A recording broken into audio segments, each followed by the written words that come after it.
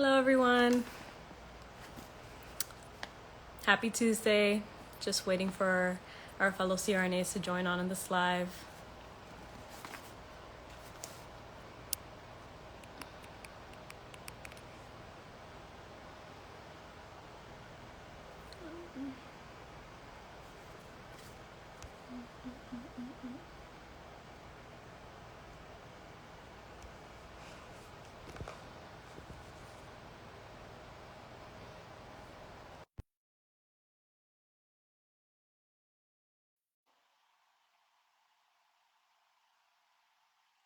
See. There she is. Hi. There's the princess. Just waiting on Jason to join the live. Perfect.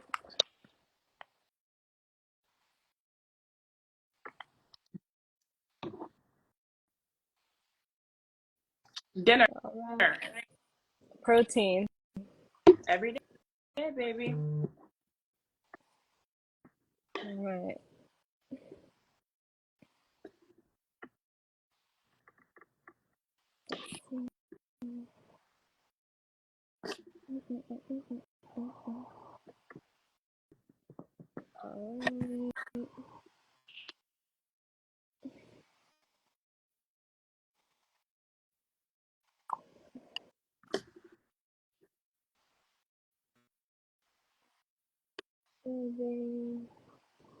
Hey there. Guys.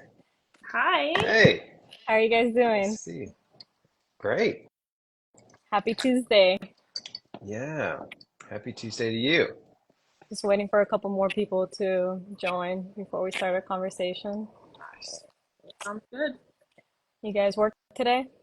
I did. Not really. No. No. Alrighty. All I right. worked from So, 7 to huh? 3 p.m. What'd you Just say? 7 a.m. to 3 p.m. Princess shift. I just got off. Family So, shift. Nice.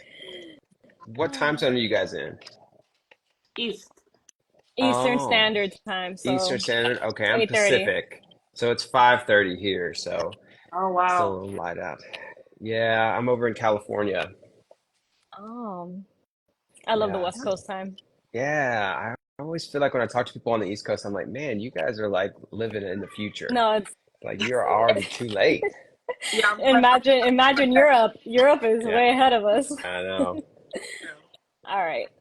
So, just gonna get it started. I want to thank you guys today for joining the live. We are gonna talk about travel tips. I think this is actually gonna be a very fun topic for us to cover. Um, I know a lot of SRNAs are very interested now more than ever in travel gigs and having the flexibility of locum assignments, but there's a lot of CRNAs within the community that are finally trying to make that shift. So I think this is a good conversation for both groups. So let's start with a little intro. Aaronique, this is your first time joining on a live with us. Can you tell us a little bit about yourself? How you got into Yeah. anesthesia, your little background? Yeah. So I actually did pediatric ICU first. I did that for about 3 years, and then I went to FIU down in Miami for CRNA school. I graduated in December of 2022, and I went straight into locums, and now I'm on my second locum gig. Nice. So Nice. Aaronique and I did locums together in Texas, so that's how we met. Jason, Oh, I know you're kind of a small little world. social media star Oh, here, yeah, uh, right. so you don't need the intro. But if you do want to tell me a little bit about yourself, it's the first time I've had the pleasure of speaking with you. So Yeah, yeah, yeah. It's nice meeting you guys too. I started in the medical surgical ICU in Alabama as a new grad back in 2012 as an ICU nurse, and then I did 2 years there. And then I went travel nursing and did a bunch of different types of ICUs for about 2 more years. And then I started CRNA school at Union University, which is in around the Memphis, Tennessee area. And then I graduated in 2019, and I came out here to California, and I've been here for the last 5 years practicing as a CRNA. The last 2 years as a 1099, doing local contracts in the area for 1099 contracts. So that's how, Nice. just. How do you too. feel it is out there in the West Coast, CRNA versus what you hear about nursing? Because I hear it's a little different with autonomy versus what we expect from like how California would be. I've heard it's actually kind of restricted. Oh, well, it depends on what group you're working in. Like certain groups, I feel like in the past, maybe it was a lot more restrictive. Hmm. There's a lot of physician anesthesiologists in California, and it's such a beautiful state. People love to be here, so they're willing to sit. I mean, I've never met so many, because I train on the East Coast. I train Yeah. Tennessee, Kentucky, Mississippi, that area. So I'm more familiar with the East Coast way of practice Hmm.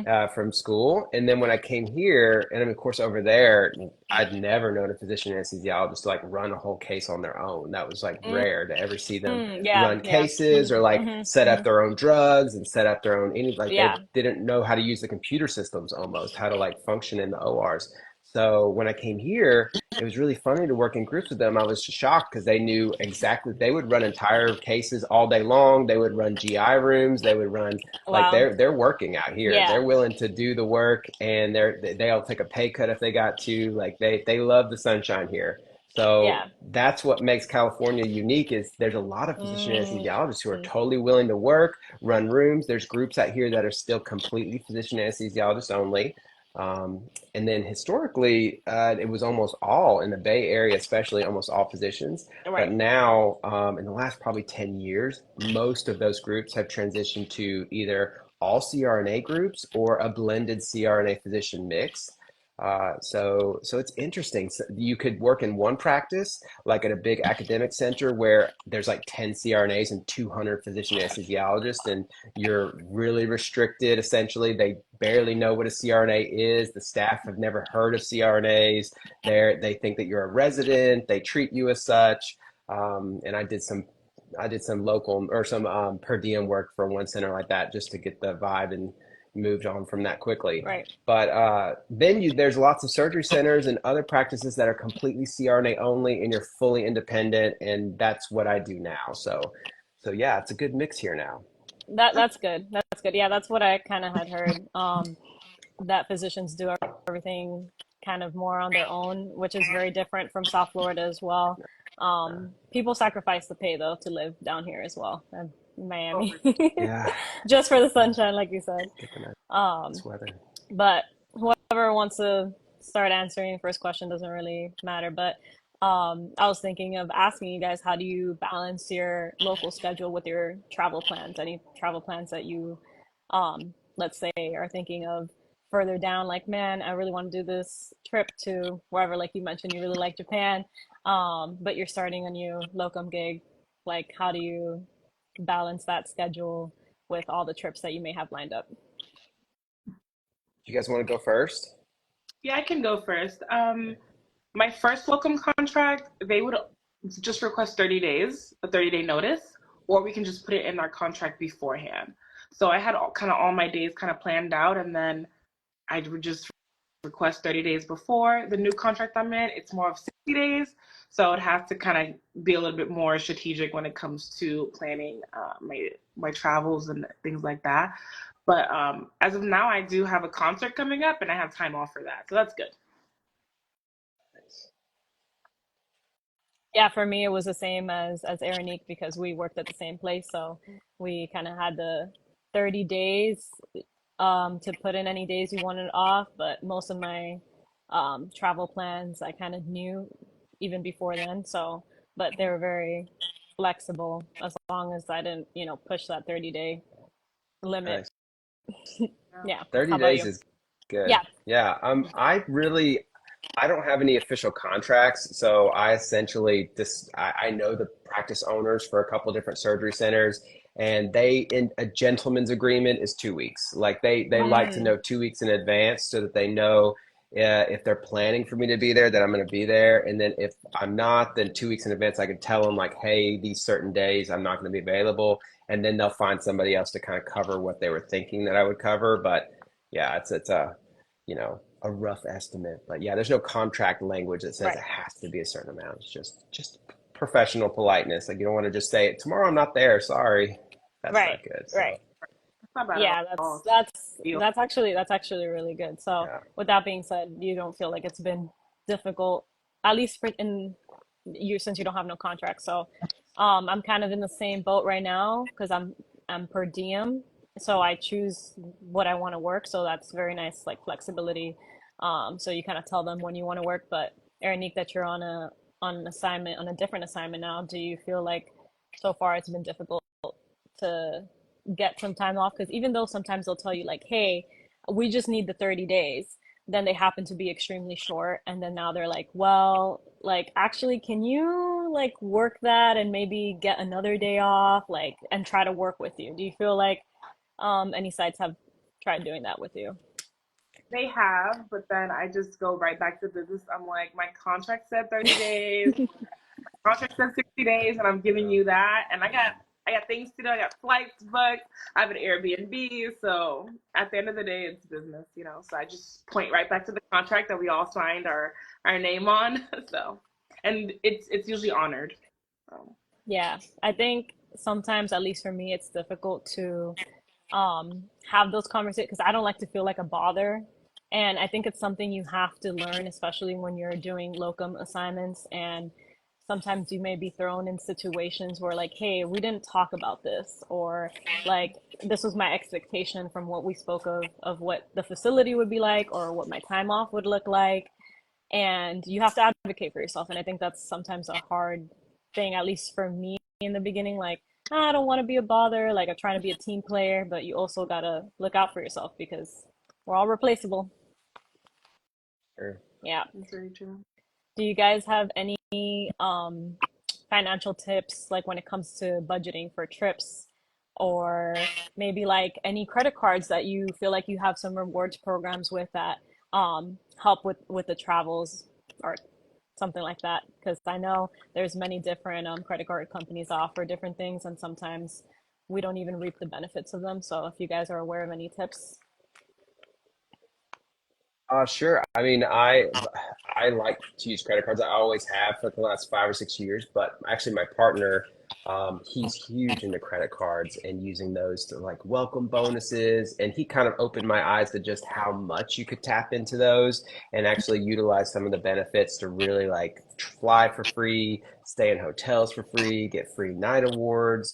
I have a Marriott Bonvoy Boundless, I think, card that one night every year it re-ups and gives you one night free in a hotel. And actually, the welcome bonus that I signed up for gave me 5 free nights if as long as you have to spend like $4,000 Hmm. within 3 or 4 months, something like that.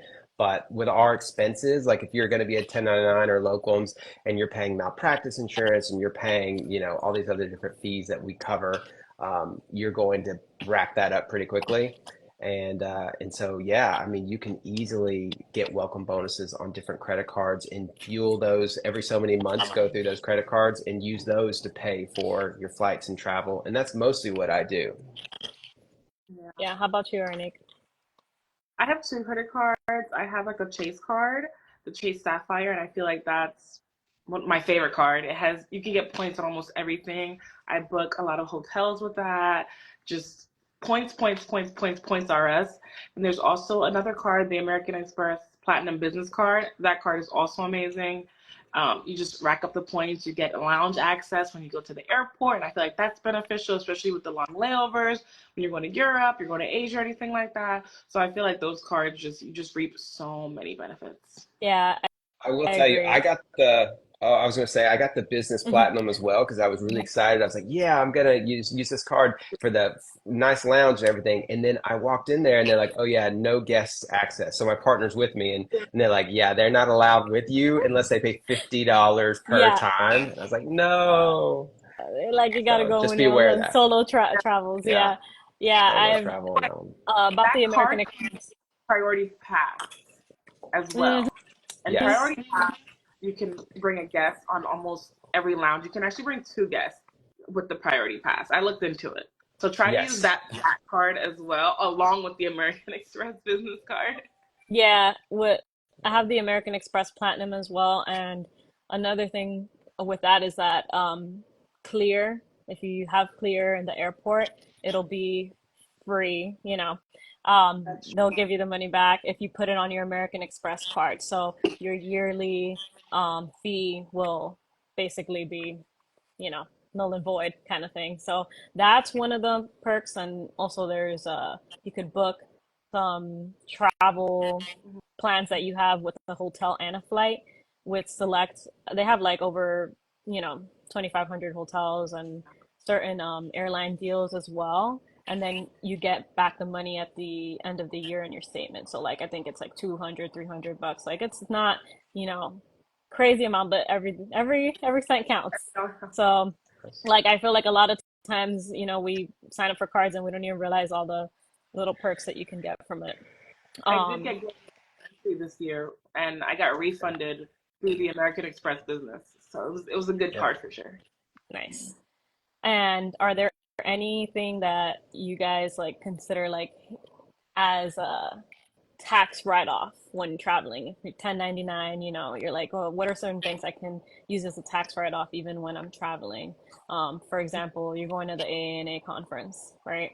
Um, Taking a flight out to wherever it is. I mean, this year was in San Diego.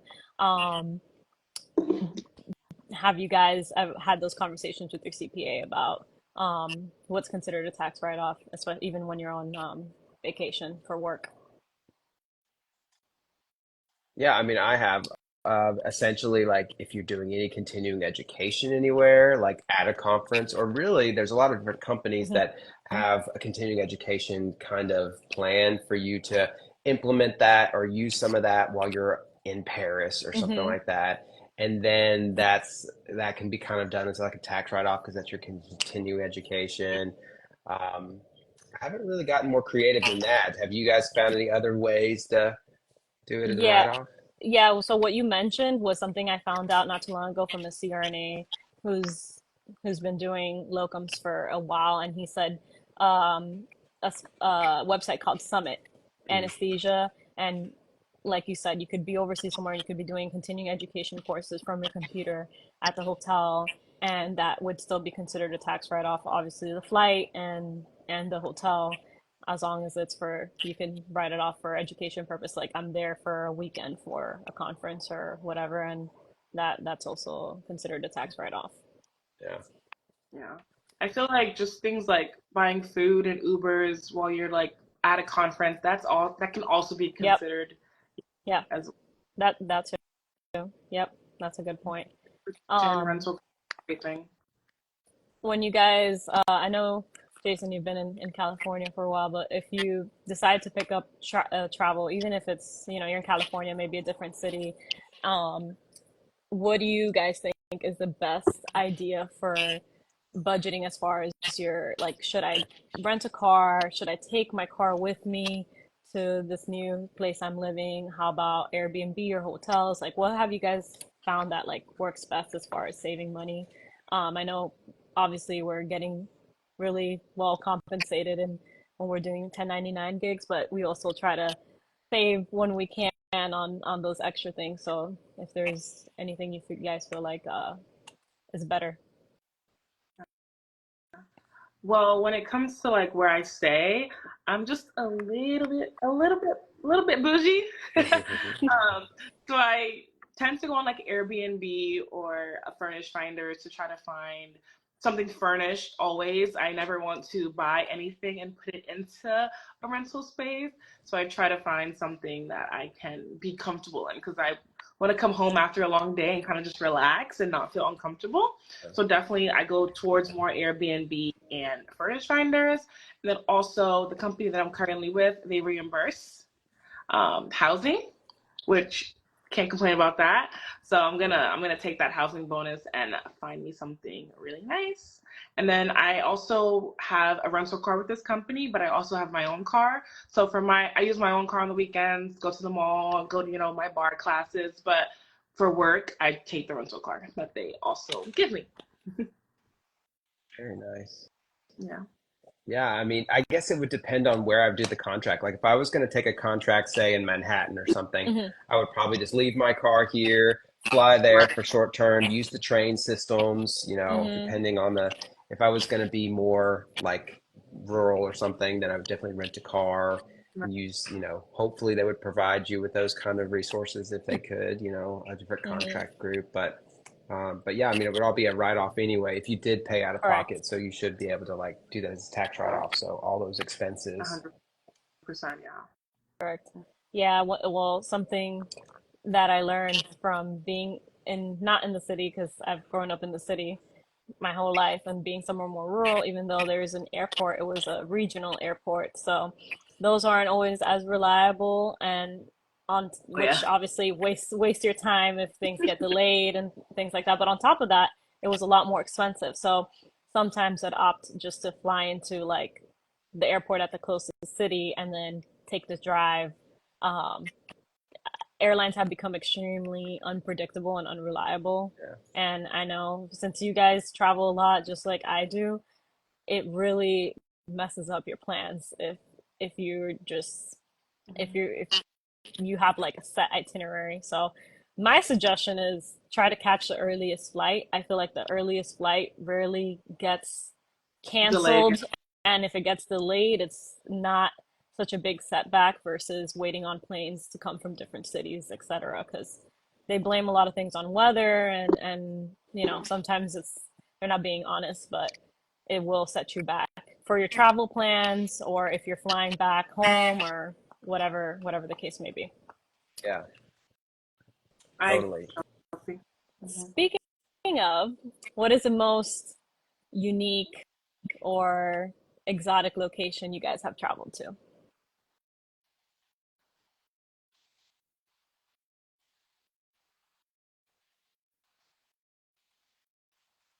Do you want to go first? I'm thinking. Well, I'm just gonna say Italy because that's the one that I just came back from. I had like the best time there. It was like a European summer. I had a blast. It was beautiful places. We went to Capri, Milan, Lake Como, Rome, Positano. So we just kind of was just hopping up and down Italy. So I definitely that one for sure. Nice. I actually just got back from Italy too, like a week ago. Nice. Yeah. Where'd you I was in go? Italy. We did Lake Como, Bellagio, Yeah. Milan, Hmm. Bologna, and It's Florence. Yeah. So breathtaking. Did you pretty wear there. sunscreen? It's freaking It, hot. it was warm. It was warm, yeah, for sure. Sweaty. It's probably And not as bad now as it was when we went. oh, It was like August when I went. And it was pretty. Yeah, yeah, it it was was pretty bad. steamy. Yeah, I'd say, I mean, I still have a lot of travel to check off my list, but I'd say Greece was absolutely like just breathtaking. Like the views, it was just Mm-hmm.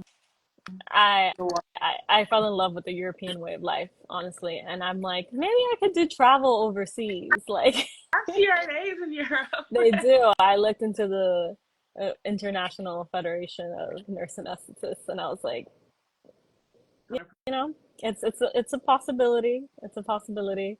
Um, I know me and Aaronique don't have kids. Do you have kids, Jason? No, no kids, No. no Okay. plans, hopefully. Because Yeah. I was gonna say, there, it's definitely a lot harder to plan with your schedule and travel plans if that's the case. And I feel like most people in our position take advantage of us, basically not having those kind of responsibilities and being able to pick up and go as we please. So it definitely makes coordinating everything a lot easier for us. Much easier when you don't have to worry about anybody else and you can travel as you please. Agree. Exactly. Yep, exactly. And just like to mention that locum assignments are always a great option, even if you don't think that you can commit to, let's say, 6 months, 3 months. You want to travel and do all these things and, be better compensated. There are assignments that are willing to work with you. You don't have to be there Monday through Friday. Maybe you're like, hey, look, like I can come in for 2 weeks, but then I got to go back home for two Yeah. weeks. And some places are in very desperate need of CRNA. So I know sometimes we think it's like, oh, it's like a 6 month contract or a 3 month and you have to be there every day. That's not necessarily the case. So if any of you guys are interested in that, you just have to negotiate and talk to them because it may say initially like, hey, we want this, but negotiate. Tell them, hey, look, like I got kids or I got this going on at home. I can commit to this amount of time, but then, I'd have to like travel back and forth. And that's something that you would like to do and they are in desperate need, then, it may work out for you and you can get a little taste of the locum lifestyle without fully committing for X amount of months. So, Yeah.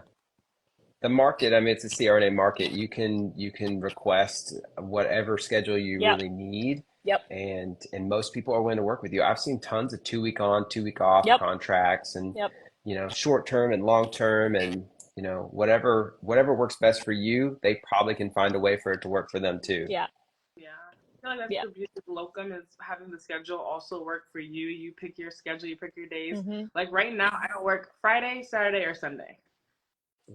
Nice. I, Yeah, things to do. Yeah. I don't think, I mean, I know people see us doing that. They're like, wow, that's amazing. But I don't think they realize like just the freedom of it, like we've been so used to like a set schedule For sure. for most of our lives and like that's what we have to do, and even if it's not like always Monday, Tuesday, Wednesday, but you have to work 3 or 4 days out of the week versus like, hey, like this is what I can give you, not them telling you Yeah. what you need to do. And I mean, we need to take advantage when we have that power because you never know. You never know when you might lose it. So take Right. advantage, and it goes back to what I said in the beginning, advocate for yourself, advocate for what you want. As long as you're obviously being respectful, like you're not gonna just leave like, hey, like sorry, I can't show up to work anymore and then not show up the next day. I think as long as you're always professional and communicate, um, everyone always appreciates that. The moment that you feel like, hey, maybe I can't make it this, or I have these set of plans that just came up, but I want to let you know now, and versus letting you know like a day before, that goes a long way. Yeah. Um, any guy, anything you guys want to add on to our conversation? Any I mean, comments? speaking of schedules, I have, I worked for bigger hospital groups for a couple years, my 2 or 3 years first out of school, and I had to deal with the fact that in the group you have to deal with everyone else's schedules. You have to work around everyone else's vacation times when there's more, people out sick and things like that, and you don't really have as much control or really almost any control over your actual working schedule. You get denied a lot of things. You get told, especially as a newer CRNA, I found that more senior people in the group seem to find their way to the better schedules and the better times. And then you got left with the rooms that maybe weren't as favorable or the time schedules you didn't really want, and working Christmas every year and things like that happening over and over.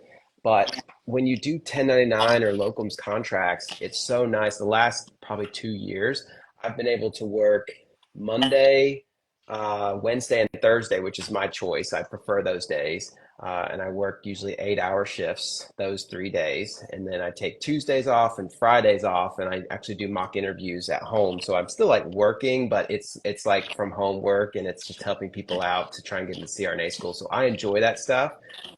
It's not like clinical work. And then I take every weekend off.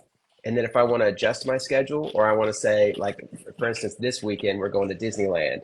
So, and I don't want to rush back home. I have the luxury of being like, I don't want to work the day I come back home from Disneyland. I'd rather just take the Monday off and then not work and just kind of like chill. And since I'll probably be tired, and so I'm just going to work Tuesday, Wednesday, Thursday this upcoming week. And so I just adjusted the schedule, and they said, okay, we'll make it work. So that's the nice thing Mm-hmm. about doing this versus working in a group or doing Yep. W-2 is that's just not going to happen. You're not going to just like fluctuate your No, schedule, and you can't. it's not going to work. Yeah. And I think sometimes people who have like husband or wife and kids, what scares them about, doing an assignment um is the time, like that they're spending away from their kids or their wife if they have to travel.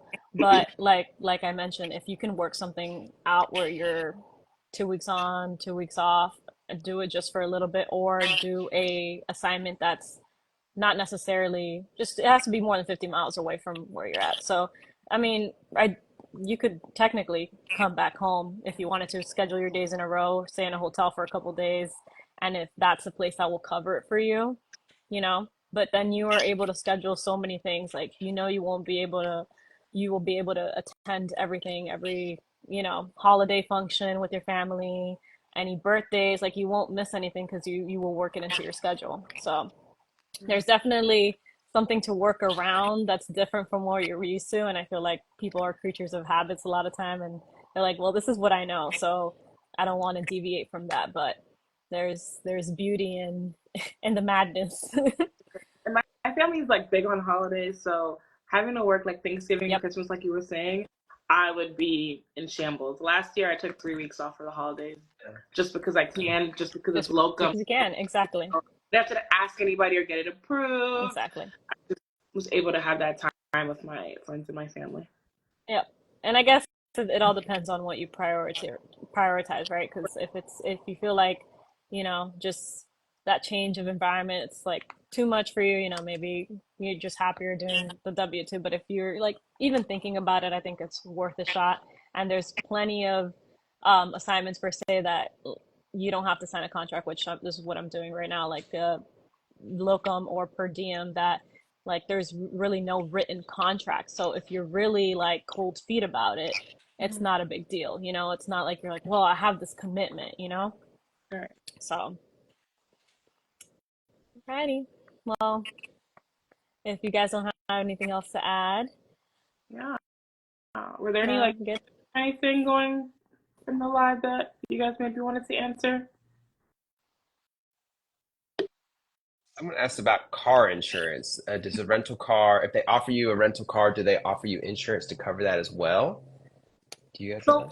So I'm in Florida, and they actually gave me an insurance card that I would put in my glove box so that let's say if I got stopped by the cops and they asked me for my insurance, the rental car company actually gave me an insurance card. And then I of course also have my own insurance too, because Florida is also a no-fault state. So yeah, so I am covered. The car is covered. Everything's covered.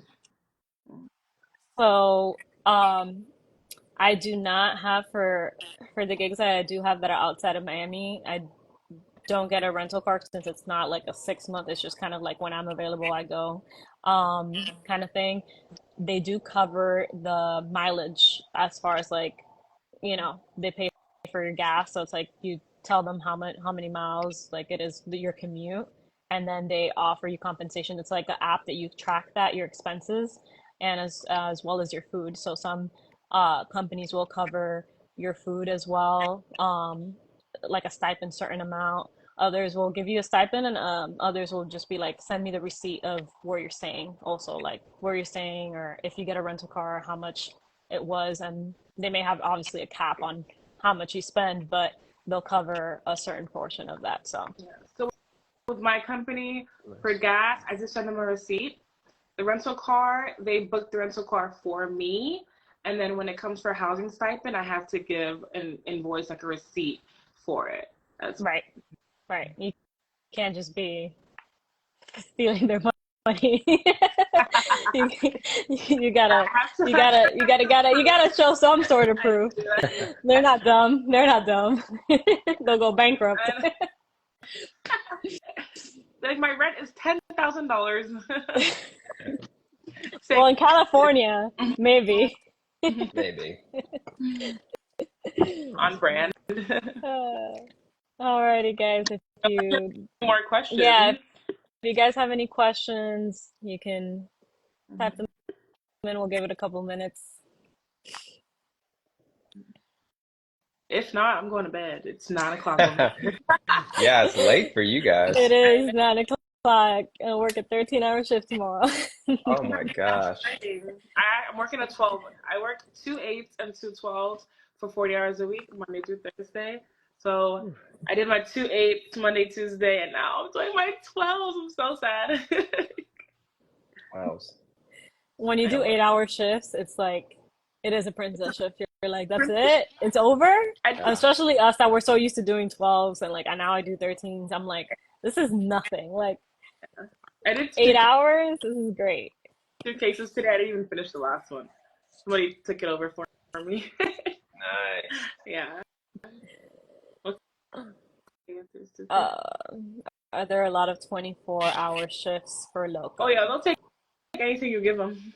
You said I So, want to do 24 shifts, they'll make a 24-hour shift for you. especially I would say if there's OB, then definitely. hmm Because OB or your trauma hospital, like level one trauma and stuff like that, but definitely OB, a lot of places usually need, if they don't have an anesthesia group that already has their dedicated OB CRNAs or they're short a CRNA, it's one of those specialties that you either love it or you hate it. So um, if you're willing to do OB, I am sure there's plenty of that. And like I said, level one trauma, and if you want to work out a deal, I'm pretty sure they're open to hearing and negotiating about that. When I have a question for you guys, and I did 24-hour OB coverage. I was part of a group, so I wasn't doing it as a locums, and we just got our one set rate pay. Like it wasn't anything special. There's no after 12 hours or after overtime rate in a day. You get a certain additional amount of pay. When you're doing locums contracts, if you're negotiating 24-hour coverage, do you like bake in and like an increased amount for that? Like tax on your body because it's very taxing to do Mm, 24 hours in mhm. a day is rough. Do you guys charge more for that? I personally would, but I also wouldn't do 24-hour shifts because I need my beauty rest. I don't look this good because of the 24-hour shift, okay? I look this good because I go to sleep at this time. But if I Yeah. were to do 24-hour shifts, I would 100% ask for a little bit more Okay. So I do 24-hour shifts, but I'm currently per diem. It's not a locum, but they do pay me after the 12 hours once we go into that 7 p.m. to 7 a.m. a differential. Good. So I think most places should do that because it's like, when you're a night shift nurse, you get a differential for working night shift. You're going against your circadian rhythm. It's messing up your whole thing, especially if you already worked the 12 hours, even more so. It's not like you're coming in at 7 p.m. You've been there since 7 in the morning. Yes, you have a call room, but it's very hit or miss in OB. Like you may be up all night with not a wink of sleep. Yeah. So Yeah. I definitely think it should be a topic to be covered with Totally. whoever's hiring you. Yeah. Um, This is Thought question. question. Yep. Do you recommend going straight from school to locums or 1099? I mean, I feel like I'm biased because I did it. I feel like I'm biased because I did it. Um, but I feel like it just depends on your training and the type of person you are and the type of lifestyle you want for yourself. If you want to kind of like settle down and buy a house and get married, going on locums is not ideal if you're going to be living in hotels and far away from home. I just feel like it's just a personal decision and it's just an individual choice that you just have to make and see if it's going to fit your lifestyle or not. But I did it. I think you can do it. Yeah. People I do agree. it. Yeah. I I've agree. I've Yeah, go ahead. Yeah, go ahead, Jason. I was gonna say I just see more and more people doing that now. I think in the past it was more of like a stigma Taboo. of like don't do that, it's not good. Mm-hmm. But I feel like now maybe because staffing is just so short nationwide, you get a lot of groups that are pretty good formed groups that are willing to kind of be an extra mentor or support to a new grad. They're willing to have you do like a longer term contract if you want to do 6 months or 9 months of the locums. And I've seen a lot of newer grads do that and they go into an environment where there's extra staff around. It's not like it's a Right. three-man, CRNA group out in rural Texas, and you're going to be running the hospital by yourself. Mm-hmm. Mm-hmm. Yeah, so I mean that would probably not be a good place for a brand new graduate, but there's plenty of great places that you can start off as a locums. Yeah, I agree. It goes back to me, like Aaronique, I started off locum. It goes back to me as far as like I did travel as a nurse, so I feel like I've always been that type of person to get out of my comfort zone. That's something I've always enjoyed. Not everybody's like that. Some people like to be in the same environment, are scared of change. You have to kind of assess like, am I the personality type that would fit into kind of a change of environment? Will I like it, will I not? And of course, do your proper research. Just because I like change doesn't mean I want to be thrown to the wolves. You know what I mean? Doesn't mean I want to be in a place that has like no resources. And now it's like, well, you just got out of school. Now you're responsible for all these things. You also don't want to put your license at risk. You want to be able to have like that reassurance, like, hey, I'm just out of school. This is what I'm comfortable doing. Like, have real honest conversations, because sometimes they're like, yeah, it's bread and butter cases, and then you get there and it's not bread and butter cases, and Yours it's to and the then they're throwing you into triple A's and and all this kind of stuff. So just have that clear understanding. So there's receipts that you mention, like, hey, I'm not comfortable with this. And sometimes when you're doing your credentialing paperwork, you know, you have like skills that you request and things like that. They may say, hey, yeah, we don't really do OB. And then one of the skills is like doing labor epidurals and X, Y, and Z. So make sure you have these honest conversations with whichever agency you're thinking of working with. But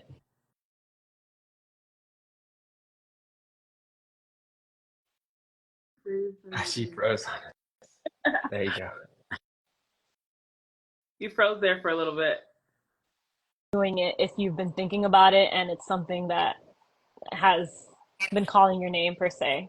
Like Jason said, I think it's less taboo now, and it's like how when you came out of nursing school, I went straight to the ICU. That was also like, oh, how dare you skip the steps and go straight to the ICU. At the end of the day, do what makes you happy and what you think you're gonna thrive in. Don't listen to what everybody else says, you know? You made it this far, you made it through CRNA school, you can make it through a locum assignment. So A lot of places are new grad friendly. Like yeah. they're open, their arms are open, they're ready to accept you and, you know, help you out and mold you. Mm-hmm. Just depends. Agreed. Agreed. Alrighty. Well, thank you guys so much for taking the time today, especially at 9 p.m. for us Yeah. of your busy schedules to I have this like about conversation. over here catching a cramp. Thank you guys for your time. Thank you everybody for joining in on the live. Can't wait to see posts of your next trip. Yeah, you guys too. Alrighty. Have a good night. All right. Bye. Bye. Bye.